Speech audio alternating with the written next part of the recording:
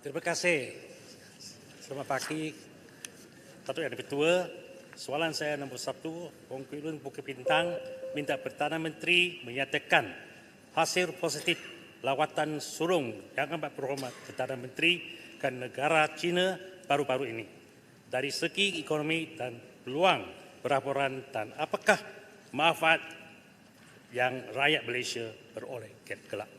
Terima kasih. Silakan Menteri. Terima kasih. Bukit Bintang, alhamdulillah lawatan ke negara China mencatat kejayaan baik dan saya ambil kesempatan ini mengucapkan terima kasih kepada Presiden Xi Jinping, Perdana Menteri Li Qiang dan kerajaan China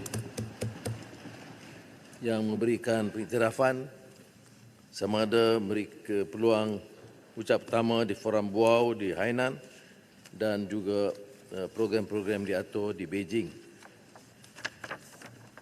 Kita juga mengambil kesempatan umpamanya menandatangani 5 MOU di antara dua kerajaan disaksikan oleh Perdana Menteri Li Qiang dan saya. Dan ini untuk meningkatkan kerjasama ekonomi perdagangan, import dan ekspor bahan pertanian, pendidikan, makanan akuakultur dan usaha untuk meningkatkan kegunaan kelapa sawit dan import kelapa sawit. Kita tumpukan umpamanya penilaian program Belt and Road Initiative termasuk Twin Countries, Twin Parks yang berpusat di Kuantan dan ECRL. Perkembangan baru ialah penambahan projek Automotive High-Tech Valley, Geely dan Proton yang bermula tahun ini, penambahannya di Tanjung Malim 1,000 ekar dengan permulaan 2 bilion ringgit dan akan mencecah 32 bilion ringgit.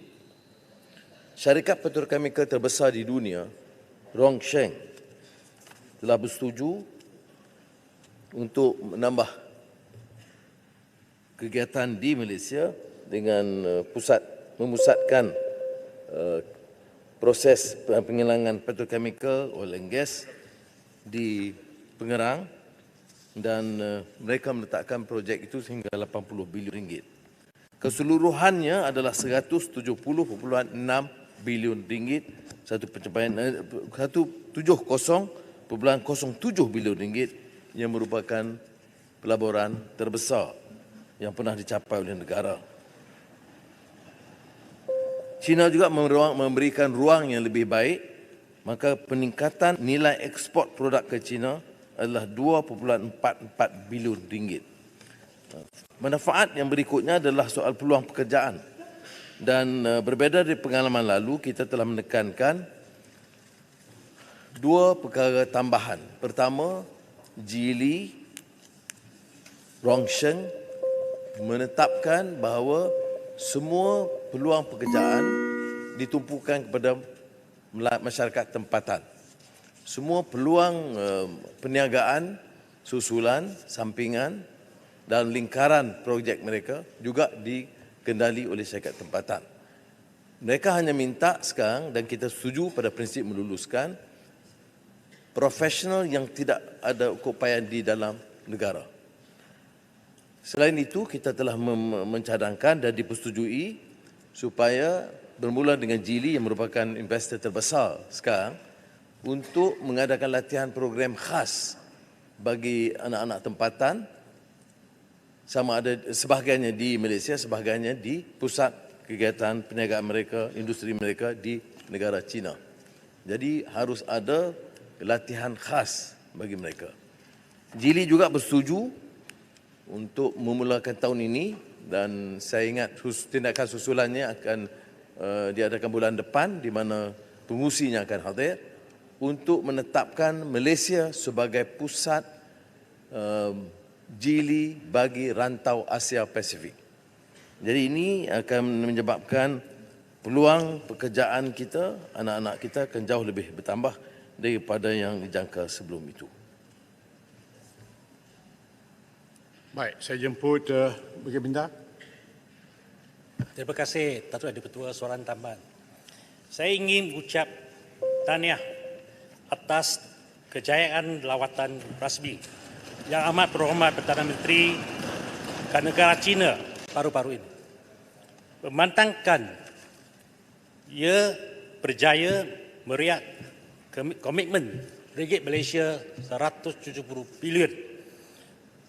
Pelaporan China menerusi 19 MOU yang telah ditandatangani oleh kedua-dua pihak peniaga negara masing-masing.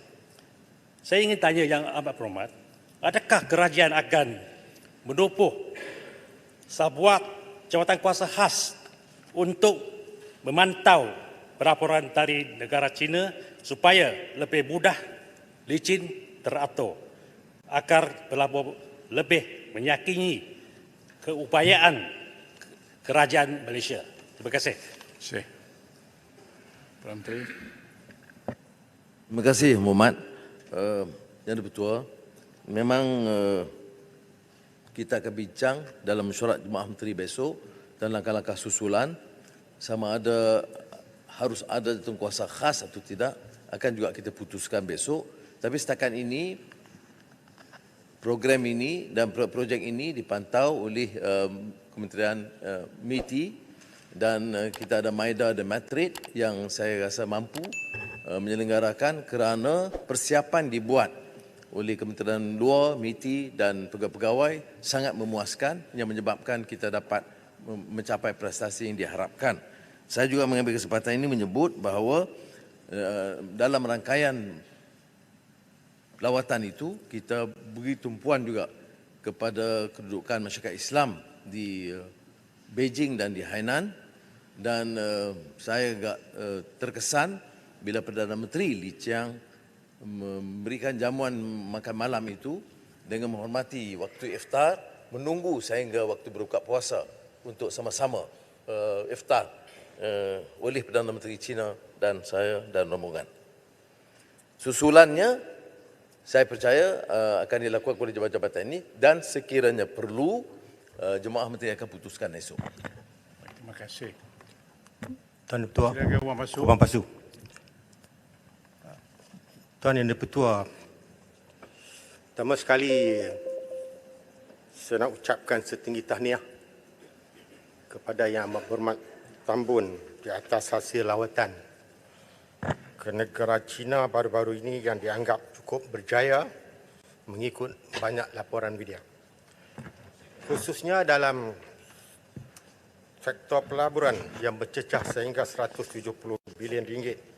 Satu angka yang cukup besar. Soalan pertama saya, Tuan Ketua, mohon Yang Amat Berhormat Tambun berikan perincian dari segi sektor-sektor yang terbabit, umpamanya sektor industri pembuatan dan perkhidmatan dalam MOU yang ditandatangani oleh pihak ahli-ahli perniagaan Malaysia dan China. Saya maklum tadi disebutkan oleh Yang Amat Berhormat Tambun 32 bilion jili untuk proton dan 80 bilion untuk industri chemical dan gas di Pengerang. Jadi baki ada lagi 58 bilion. Tuan Yang Pertua, ahli-ahli perniagaan Malaysia dari pengalaman kita lah memang seronok untuk menandatangani MOU di depan Perdana Menteri. Mohon Yang Amat Berhormat Tambun maklumkan apakah confidence level, keyakinan terhadap MOU yang berjumlah 19 semuanya yang akan diterjemahkan kepada pelaburan sebenar yang boleh direalisasikan. Saya juga membaca akhbar bahawa salah satu daripada sektor pelaburan yang akan dibawa ke sini ialah teknologi hijau dan ekonomi digital. Ada masalah untuk kami nak tanya PM macam ni. Okey, tak ada. Sabar. Singkat. Okey, Cakap ulangan. tu lagi lama. Kawan baru. Kawan itu dulu. Sabar. Kedua, bilakah jangkaan pelaburan berkenaan akan dapat dilaksanakan dan berapakah jumlah peluang pekerjaan yang akan diwujudkan dari pelaburan ini? Terima kasih. Soalan cantik. Petua. Jadi petua nak minta petua sikit dia Terima kasih. jadi petua boleh tak? Nak minta petua sikit boleh? Pian nak jawab lah. PM dah jawab. Okey. Terima kasih. Terima kasih Ketua Basuh atas soalan itu. Dan sebenarnya bidang otomotif 3, bidang petrochemical 2, bidang glass products building technology 2, electrical and electronics 2, metal 1, transport equipment 1. Dalam bidang perkhidmatan, tumpuannya adalah data center, terutama selepas AWS memutuskan untuk beroperasi dari Malaysia, maka ada 4 syarikat international data center, telekomunikasi 2, kewangan 3, e-commerce 1 untuk membuka memanfaatkan free trade zone dan 1 dari segi penerbangan awam. Jadi 12 perkhidmatan, 11 manufacturing, 9 import dan 4 infrastruktur. Kita berbeda daripada MOU biasa. Perdana Menteri Lee Chiang dan saya memutuskan supaya tidak melayani MOU. Ada 9 cadangan lain yang tidak diterima kerana tidak ada perancangan khusus pelaksanaan mulai tahun ini atau selewat-lewatnya akhir tahun ini. Jadi yang diputuskan ini adalah syarikat-syarikat yang telah diputuskan kedua-duanya dipantau oleh kerajaan Malaysia di bawah MITI terutamanya dan oleh kerajaan China di bawah pengawasan Perdana Menteri Lee Chiang, iaitu syarikat-syarikat yang akan melaksanakan akhir tahun ini atau selewat-lewatnya tahun depan. Saya sebut tadi umpamanya 2 syarikat awal, Geely itu kalau saya akan hadir sendiri awal bulan depan dan ini disahkan oleh pihak Proton untuk melaksanakan acara program di Tanjung Malim selain yang sedia ada. Geely ini hanya mengembangkan daripada projek asal kepada EV dan lain-lain. Begitu juga dengan Rongshan yang telah mengadakan kunjungan bulan 2 minggu yang lalu kerana ini penetapan oleh kerajaan China. Perdana Menteri Lee Chiang sendiri menyebut kepada saya tentang Rongshan. Jadi oleh itu saya jangka pelaksanaan itu akan jauh lebih baik kerana kita tidak menandatangani MOU dengan syarikat yang hanya mengumumkan seperti yang pernah berlaku dulu. Tentang jangkaan pekerja yang disebut oleh syarikat ini ialah 35,000. Tapi saya tidak fikir pelaksanaan 35,000 itu akan berlaku serta-merta. Tapi peringkat awal yang diperlukan oleh Proton adalah 1,500. Dan syarikat-syarikat lain belum menyebut tentang jumlah pekerjaan. Tapi bila digabungkan semua 35,000 orang pekerja. Sebab itu saya minta supaya syarikat ini pastikan pertama ambil anak-anak tempatan, keduanya menyediakan program latihan. Geely bersetuju untuk membawa 300 orang anak-anak tempatan ke negara China untuk latihan pengkhususan. Terima kasih. Terima kasih. Soalan yang kedua boleh.